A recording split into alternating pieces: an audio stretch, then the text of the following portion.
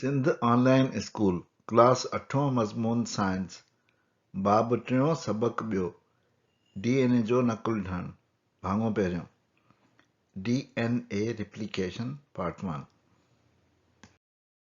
ॾोहटनि ऐं ॾोहटियुनि खे Sindh online school ऐं भलीकार मां आहियां नाना आबिद।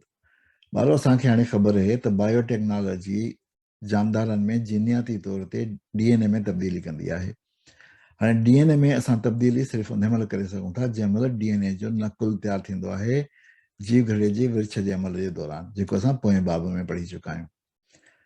हिन सबक में असां इहो ॾिसंदासीं त DNA जो नकुल कीअं थो ठहे, यानी जेका DNA रेप्लिकेशन आहे उहा कीअं थी थिए। ॿारो DNA रेप्लिकेशन यानी DNA जे नकुल ठहण जे उनवान जी सम्झाणी खे असां ॿिनि हिसनि में ॾिसंदासीं। पहिरें हिसे में असां DNA जे बारे में कुझु वधीक ॼाण हासिल कंदासीं ऐं कुझु नवनि इस्तिलाहनि जो तारुफ़ बि ॾिसंदासीं। उन खां पोइ ॿिए हिसे में असां DNA रेप्लिकेशन जी एनिमेशन यानी नकुल ठाहिण जे अमल जी हलंदड़ तस्वीर जी मदद सां वज़ाहत ॾिसंदासीं। DNA जो उहो नमूनो जेको असां हिन महिल ॾिसी रहिया आहियूं उहो डबल हेलिक्स वारो नमूनो आहे, यानी ॿिटी पेचदार पट्टी वारो आहे। इहो नमूनो ॿियनि साइंसदाननि जेम्स वॉटसन ऐं फ्रांसिस क्रिक 1953 में पहिरियों दफ़ो ठाहे पधिरो कयो हो, जेको हुननि तमामु घणी तहक़ीक़ करण खां पोइ ठाहियो हो। हीउ तव्हां ॾिसी सघो था त हीउ एतिरो वॾो मॉडल हुननि ठाहियो हो, हुनजो जेको नमूनो जंहिंखे चई सघिजे थो, ऐं हीउ डबल हेलिक्स वारो नमूनो आहे। इन नमूने मूजिबि DNA ॿिनि पेचदार पटियुनि यानी हेलिक्स जो ठहियलु आहे, जेके शुगर फॉस्फेट मां ठहियलु आहिनि, ऐं उन हेलिक्स जे विच में जोड़ियूं आहिनि, बेस पेयर आहिनि नाइट्रोजन जी बुनियादनि जूं, यानी नाइट्रोजन बेसिस जूं। 4 क़िस्म जा नाइट्रोजन जी बुनियाद आहिनि जेके पाण में ॻंढिजनि था हिन पटियुनि में। उहे आहिनि एडिनाइन, थायमिन, साइटोसिन ऐं ग्वानिन। DNA जे इन नमूने खे जेकॾहिं असां वॾो करे मालिकुलर शेप में लिखूं त हीअ जेका पट्टी आहे उहा असांखे ख़बर आहे त शुगर मां ऐं फॉस्फेट मां ठहियलु आहे। शुगर यानी खंड जो आहे मालिक्यूल ऐं फास्फोरस आहे, उन मां ठहियलु आहे शुगर फॉस्फेट्स मां। अहिड़ी तरह ॿिन्ही पासे पट्टी आहे, उन में बेस पेयर लॻल आहे। हाणे अचो त मां हीउ जेको हिसो आहे शुगर फॉस्फेट वारो उनखे थोरो मां वॾो करे ॾिसां, यानी हिन हिसे खे मां जेकॾहिं एक्सपेंड करे ज़ूम करे वॾो करे ॾिसां त मूंखे उहो हिसो हीअं नज़र ईंदो। वारो हीउ जेको 5 कुंडो असां ॾेखारींदा आहियूं मालिक्यूलनि जी शेप में, उन में जेके ख़ाली कुंडूं हूंदियूं आहिनि उन में असल में कार्बन जा एटम हूंदा आहिनि, ऐं हिते ऑक्सीजन जो एटम आहे जेको मूं उहो असां ॾेखारियो आहे। सो असल में हिन जी तस्वीर जेका असां ॾिसूं त उहा हूंदी हिते ऑक्सीजन आहे, हिते कार्बन आहे, हिन कुंड ते बि कार्बन आहे, हिन कुंड ते बि कार्बन आहे, हिन कुंड ते बि कार्बन आहे, ऐं हिकिड़ो कार्बन हिन कार्बन सां ॻंढियल बि आहे हिन कुंड ते।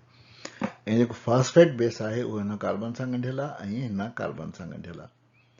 जेकॾहिं मां हिननि कार्बन जे एटमनि खे नंबर ॾियणु शुरू कयां क्लॉक वाइज़, यानी वाच जे सुइयुनि जे डायरेक्शन में, त थींदो हीउ पहिरियों नंबर थींदो, हीउ ॿियो, हीउ टियों, हीउ चोथों, हीउ पंजों।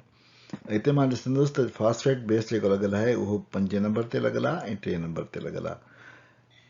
जंहिं कार्बन जे एटम ते फॉस्फेट लॻल हूंदा आहे उनखे असां प्राइम चवंदा आहियूं। सो हीउ थियो असांजो 5 प्राइम ऐं हीउ थियो असांजो 3 प्राइम, यानी 3 प्राइम ऐं 5 प्राइम, यानी ॿिन्ही ते बेस लॻल आहे।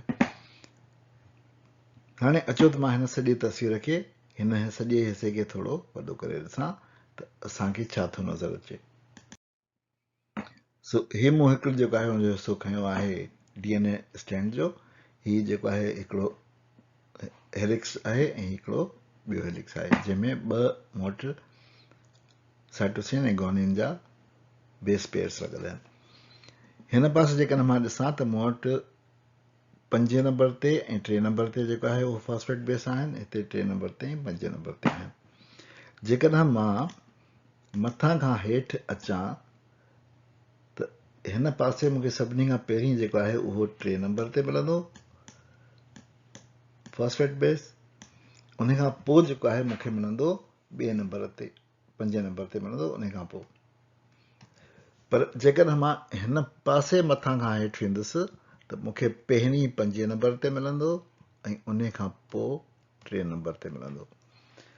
सो इन जे करे चवंदा आहिनि त जेको साॼे वारी स्टैंड आहे उहा 3 प्राइम खां 5 प्राइम जी तरफ़ थी वञे, 3 खां 5 जे तरफ़ थी वञे, पर हिन पासे वारी जेका स्ट्रीम आहे उहा 5 प्राइम खां 3 प्राइम जी तरफ़ थी वञे, 5 खां 3 जी तरफ़ थी वञे।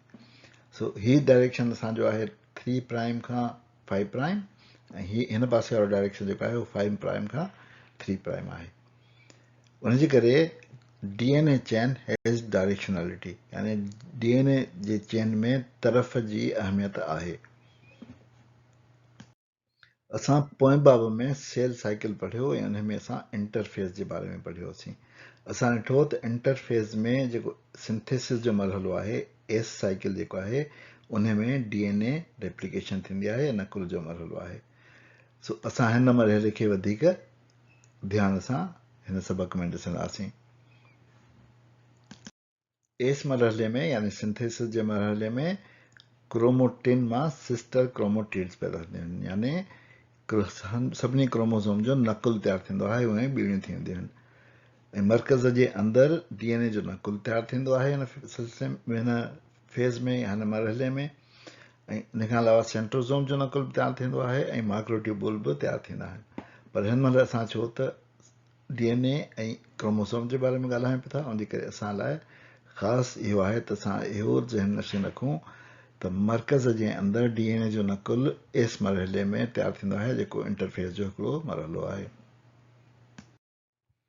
हाणे असां ॾिठो त DNA 2 लड़ियुनि जो ठहियलु आहे या 2 पटियुनि जो ठहियलु आहे, ऐं उहे पटियूं पाण में ॻंढियल आहिनि बेसिस जी मदद सां। सो इहे पटियूं दरअसल जेकॾहिं असां पाण में विकिड़ियल ऐं वचिड़ियल आहिनि, यानी हेलिक्स ठहियलु आहे। सो हुनखे जेकॾहिं असां खोले ॾिसूं त असांखे ईअं नज़र ईंदो त 2 पटियूं आहिनि जेके पाण में हिक ॿिए सां ॻंढियल आहिनि बेसिस सां, ऐं बेसिस चइनि क़िस्म जा आहिनि, A, T, C ऐं G। जेकी असांखे ख़बर आहे त A आहे एडिनाइन, T आहे थायमिन, C आहे साइटोसिन ऐं G आहे guanine. A, T, C, G। जेकॾहिं असां गौर सां ॾिसंदासीं त असांखे हिन लड़ियुनि में नज़र ईंदो जिते थायमिन आहे हुन सां गॾु A ॻंढियल आहे जिते ॾिसूं, अहिड़ी तरह C सां G ॻंढियल आहे जिते बि असां ॾिसूं।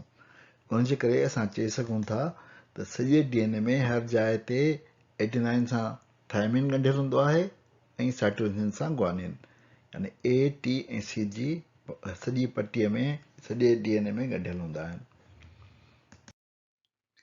असां ॾिसी चुका आहियूं हिन सबक में त DNA जूं पटियूं डायरेक्शनल हूंदियूं आहिनि, यानी उन में तरफ़ जी अहमियत हूंदी आहे।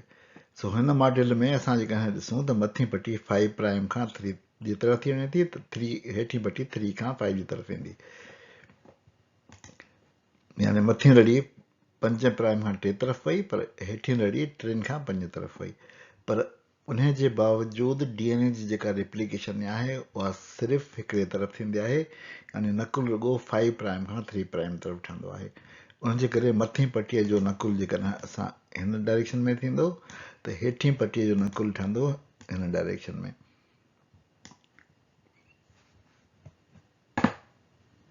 इन ते असां पंहिंजे हिन सबक जी पुॼाणी था कयूं। नाना आबिद खे इजाज़त ॾियो, वरी ॿिए सबक में मिलंदासीं।